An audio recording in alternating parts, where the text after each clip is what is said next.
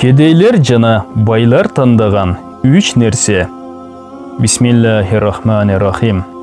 Мурда бир таквалуу киши өтө кедейлик абалда кыйналып жашайт эле. Анын аялы бир күнү ага айтты: "Сиз Аллахтын таква пенделеринен болосуз. Башкаларга кандай дуа кылсаңыз, кабыл болот. Өзүңүзгө деле дуа кылсаңыз, бир аз жашообуз жакшырса" деди. Ал киши дуа кылгандан соң аялы үйүнө кирип, бир алтын кышты көрөт. Алып келип күйөөсүнө көрсөтөт. Күйөөсү айтат: "Каалаганыңдай жумшап, нафака кылгының" дейт. Ал киши бөлмөсүнө кирип, бир аз эс алайын деп, көзү уйкуга кетет. Түшүндө бейишти көрүп, ичине кирип, бир чоң алтын күмүштөн курулган тамды көрөт. Ал тамдан бир алтын кышы оюлуп алынган экен. "Бул там кимдики?" деп сурайт. Ал "Сеники" деген жооп келет.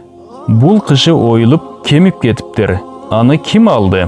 "Аны сен өзүңө сурадың эле, дүйнөдөгү жашооңа бердик" дешти. Ал киши уйкусунан чочуп ойгонуп, аялына айтты: "Ал алтын кышты алып кел" деп. Аны кайра колуна алып, башына коюп жатып дуа кылды: "О Аллахым, мага бул дүйнөнүн жыргалчылыгы керек эмес.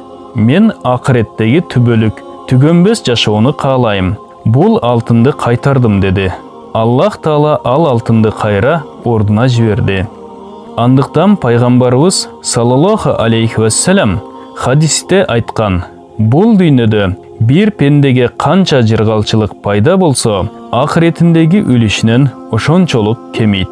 Умар радиаллаху анху айтат: "Бир жолу пайгамбар саллаллаху алейхи вассаламдын үйүнө келсем, камыштын үстүндө жаткан экен. Камыштын изи денесине батып кеткен экен. Мен пайгамбар саллаллаху алейхи вассаламдын андай абалын көрүп, боорум ооруп айттым: Аллахка дуа кылсаңыз, бир аз болсо да дүйнөнүн рахатынан берсе." Перс падышасы, Рум падышасы Аллахка сыйынбай эле жыргап жашап жүрүшпөйбү? Пайгамбар саллаллаху алейхи вассалам айтты: "Биз соопторубузду топтоп акыретке жөнөтөбүз, рахатын акыретте көрөбүз. Алар рахатын ушул дүйнөдө убактылуу көрүшөт, түбөлүктүү акыретке барганда кур калышат." Шакики Захиди айтат: "Кедейлер 3 нерсени тандашкан, байлар да 3 нерсени тандашкан. Кедейлер тандагандын биринчиси дүйнөнүн байлыгынын көйгөйүнөн алыс болуп, напсилерин тыйып, кыйналбай жүрүүнү тандашкан. Экинчиси жүрөгү ээн эркин, дүйнө фитналарынан бошоп жүрүүнү тандаган. Үчүнчү, кыямат күнү эсеп китептен жеңил өтүүнү тандаган." Байлар тандаган 3 нерсе: биринчиси, напси дайым дүйнө көйгөй менен кыйналып жүрүүнү тандаган.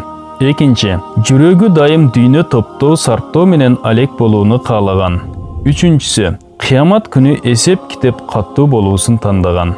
Бул баян Шарият жана тарикаттан терилген берметтер китебинен алынды. Урматтуу мусулман бир туугандар, биздин Икра Медиа каналыбызга катталыңыздар.